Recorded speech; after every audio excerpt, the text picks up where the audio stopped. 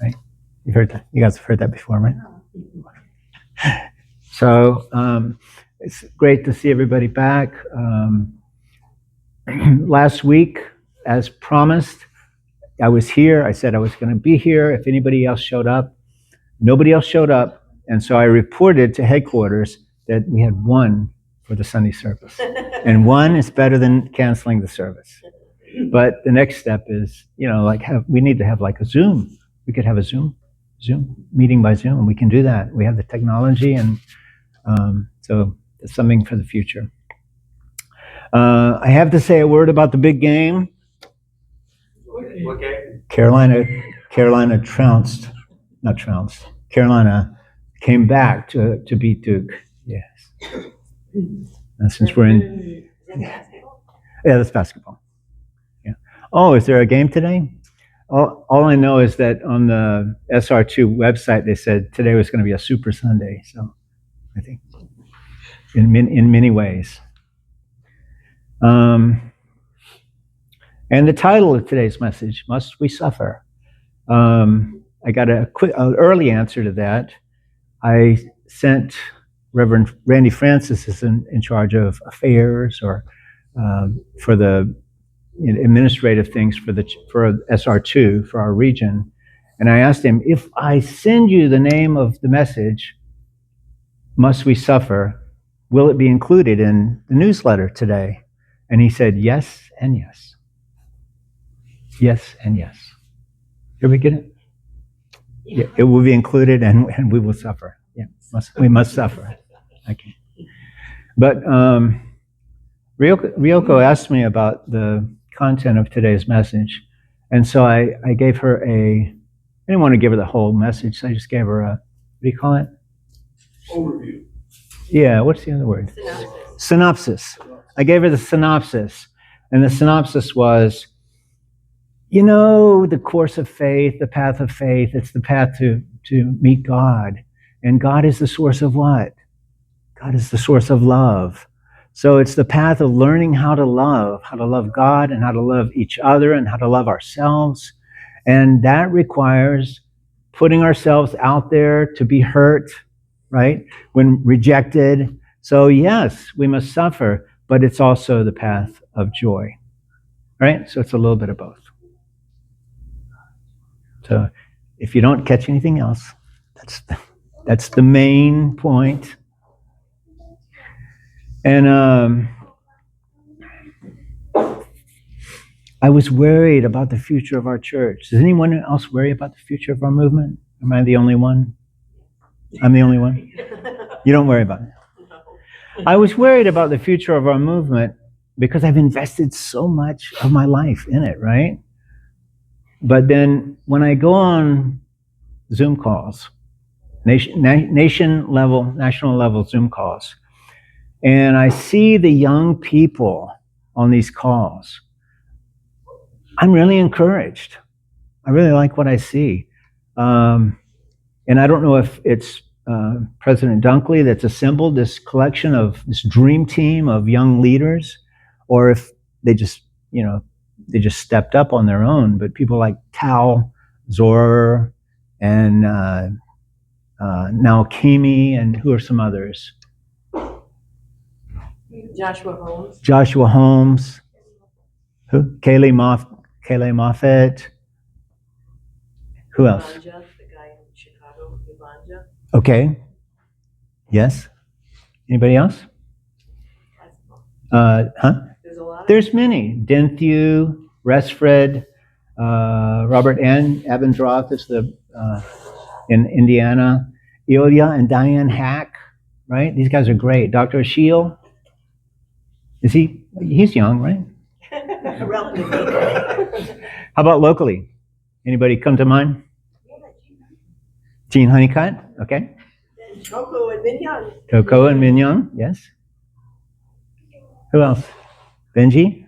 Yes, Benji. Hanmi and Wanjin? Insu, okay, yes. We have all these great leaders, and it gives me encouragement. And when I see them on these Zoom calls, they're smiling, they're talking to each other. They seem to be having a great time. But as someone who's been around for a while, I want to remind them, this is the life of faith. You have to suffer.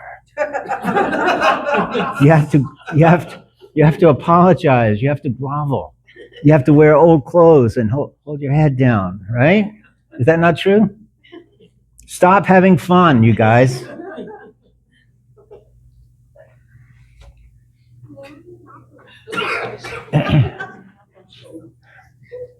At the time of the crucifixion, Jesus' disciples were lost and they were discouraged, were they not? And their dream of heaven on earth was crumbling, stillborn, and they were desperate. They were devastated. Yet what happened 50 days later? What happened 50 days later? Pentecost.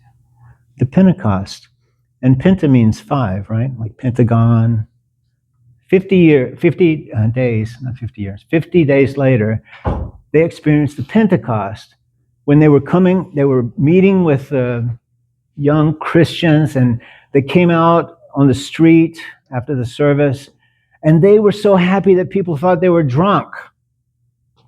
And Peter said, "We're not drunk because it's too early in the morning. We can't be drunk. It's only 11 a.m. But the Bible says that people were speaking in different languages, but they understood each other.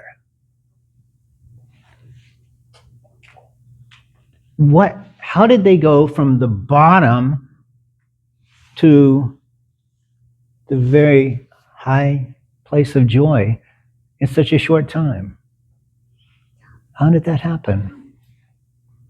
And why must we suffer in our quest to know God and His will? I want to talk a little bit about Mother's Course, Holy Mother Han.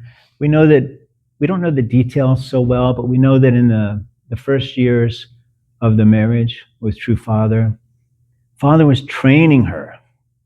Who wants to be trained by the Messiah? Would it be easy or hard? What do you think? It would be incredibly hard. And we know that he didn't give her special treatment, did he? She had to come in the back door. She couldn't complain at all.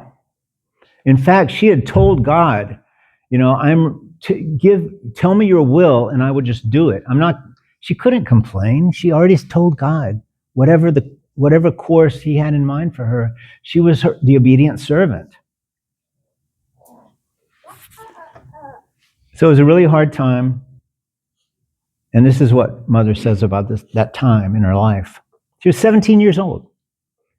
17 to 24. These were the years.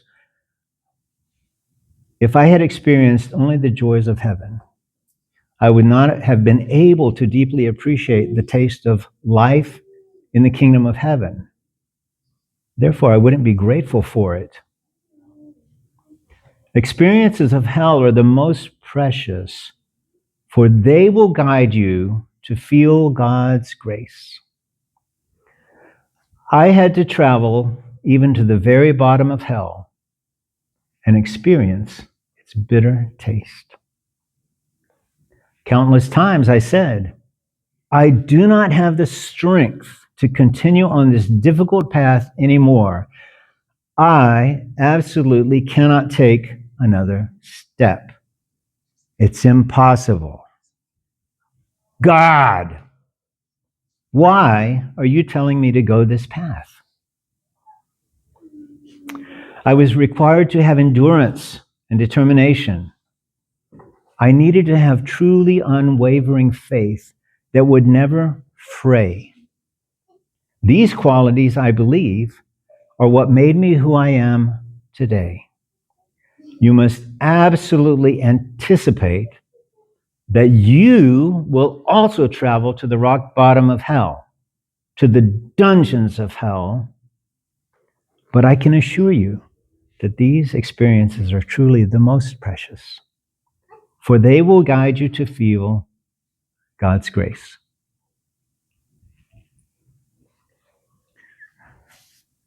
For true father, the most suffering portion of his life was when he returned to Pyongyang in North Korea, just as the communists were tightening their grip on life there. Father rented a room in a boarding house, and he began witnessing to people in Pyongyang. Because what was Pyongyang? It was the Jerusalem of the East. And why did they call it the Jerusalem of the East, Mark? Because it's a center of faith for then North Korea. Yeah, and there were so many churches there in Pyongyang. So it was called the Jerusalem of the East, but there was a problem for Father. The problem was the Christians in Pyongyang believed that Jesus would come on the clouds of heaven. And that was an obstacle for him. Meeting rejection, Father found solace in the power of prayer. He says, I would offer a prayer for someone in the morning and wait to see if they would come or not. Inevitably, without fail, they would come that day. Then your work becomes fun. Who would have thought that witnessing in North Korea, in communist North Korea, could be fun? I've witnessed on the campus at NC State, and that's hard enough. It's not hard, but it's hard to bring people, right? But there were so many spiritual phenomena taking place when Father was in Pyongyang that he had this conviction that God was with him, because he would pray and then it would happen. And this was in those months just prior to what? His arrest and torture and sentenced to a death camp. Father says, when we taste the atmosphere of true love, we become overjoyed. We become happy without any apparent reason. We're happy to give and keep giving. We are joyful even when people curse at us. Hey, Mooney. We are happy no matter how hard we have to work. Because the joy of meeting God is greater than the hardships we encounter on the path of faith. In November of 1976, I was 21 years old, and I met my spiritual father. Some of you know Lawrence Bear. And he brought me to the church center, and he gave me dinner. And then he invited me to a retreat in the mountains of Northern California in a place called Boonville. I stayed at the retreat for 6 weeks, working on the farm, studying divine principle. These were the best 6 weeks of my entire life. It was idyllic. It was like Eden. It was great. Playing music. And then I was introduced to the man who wrote the divine principle which I was studying, Reverend Moon. And every day was a new experience of learning how to pray and studying the principle, working alongside brothers and sisters as my heart came to life and started to beat.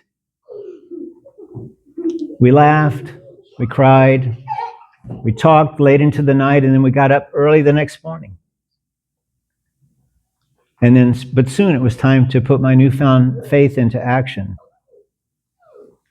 So after 6 weeks, I was assigned to a fundraising team, and I went to Chicago in the depth of the winter.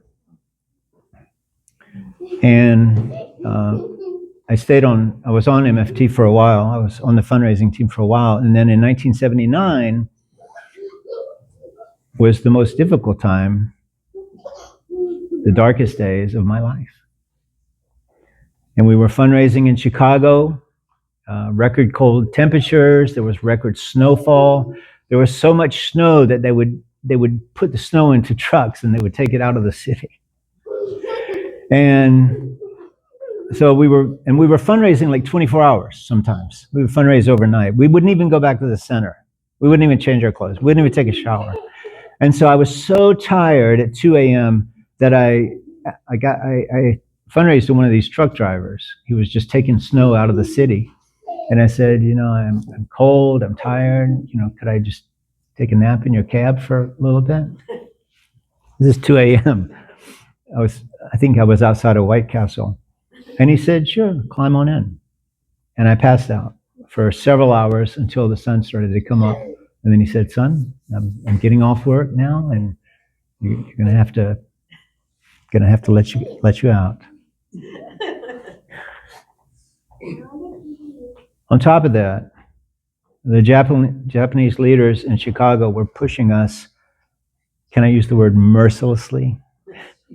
I mean, they believed, or maybe they knew, that if we failed our mission, the Messiah would not be welcomed in America, leading to a time of darkness and confusion in the world. They felt that if we don't do this, it's going to be really bad. And I have many regrets about that time. I complained too much. I should have been more faithful and more kind. But there's one thing I'm proud of. I never gave up.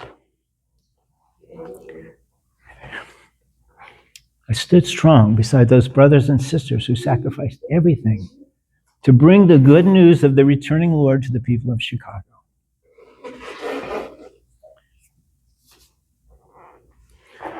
Without those 6 weeks of bliss in California, I never could have endured the hardship of fundraising in Chicago at the record cold winter of 1979. Heavenly Parent gave me a taste of heaven, and then he sent me to hell.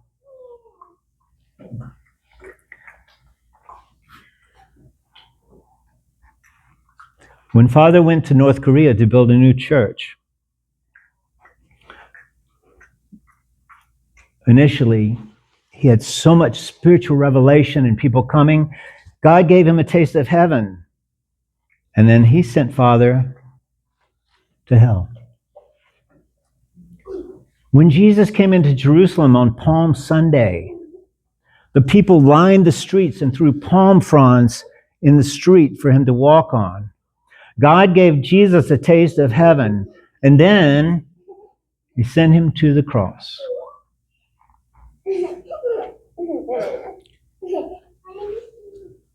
I foresee a day when it won't be so damned difficult to be part of this movement. When people will break down the doors, Jack, of our church to join this robust, lively community. Singing, dancing every day with God should be a celebration, right, Grace? Should be a celebration? But for now, have fun, our children. For now, have fun, children. We sacrificed so that you wouldn't have to. Please join me for a prayer.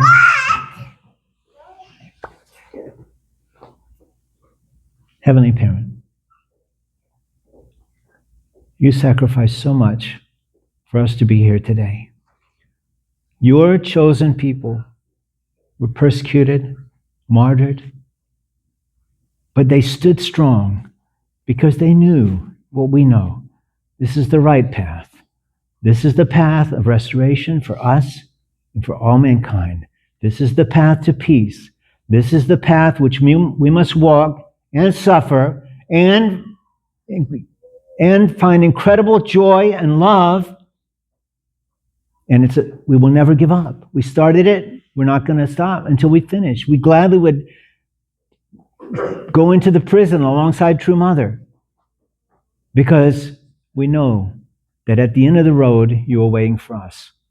That's enough. That's what we'll continue to believe.